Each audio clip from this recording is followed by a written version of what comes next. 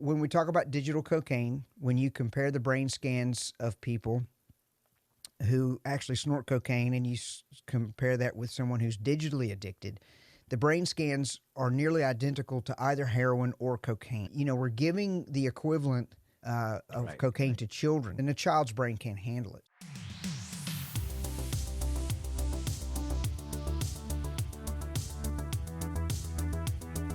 So before we go anywhere else, I do want to introduce you properly, Brad. You're a researcher in neuroscience. You're an international speaker. You work closely, I believe, with law enforcement as well as a board in South Africa. You had a couple of TV spots on morning shows, which I've seen.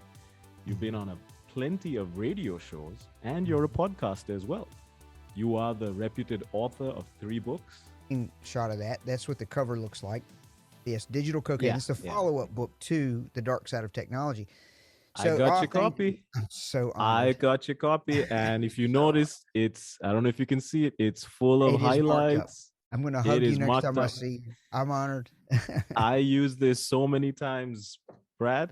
Thank you. I appreciate that. I do, and I'm honored. What we're talking about is the term digital addiction. And the title of the book, obviously, is one of the most provocative titles out there, Digital Cocaine. What is digital cocaine? The best way I can describe digital cocaine to you is show you some brain scans, because that's where I named the book.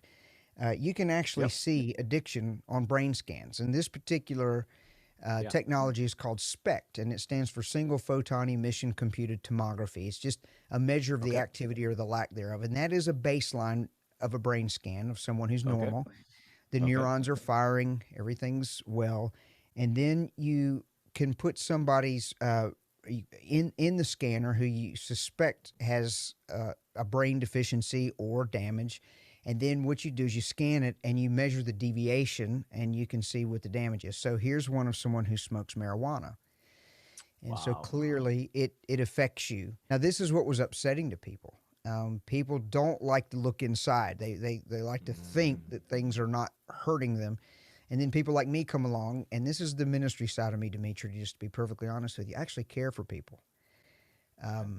The thought of people harming themselves bothers me, and it makes me want to reach out and say, hey, look, this has gone too far.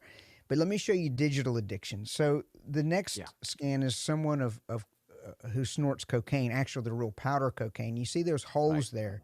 The neurons are shutting, or the brain is shutting down, and the neurons aren't firing properly. And so it starts to affect their personality. And other brain imaging shows that video game addicts look very similar to that one in particular. Wow. And so the meth brain looks very similar. And then we'll come back to the baseline. And that drug that you see there in the middle, heroin, came in through a needle. But the third one is digital addiction, and that is pornography addiction. And that drug came in through the eyes from a screen, and the brain responded. Wow. And it damages, of course.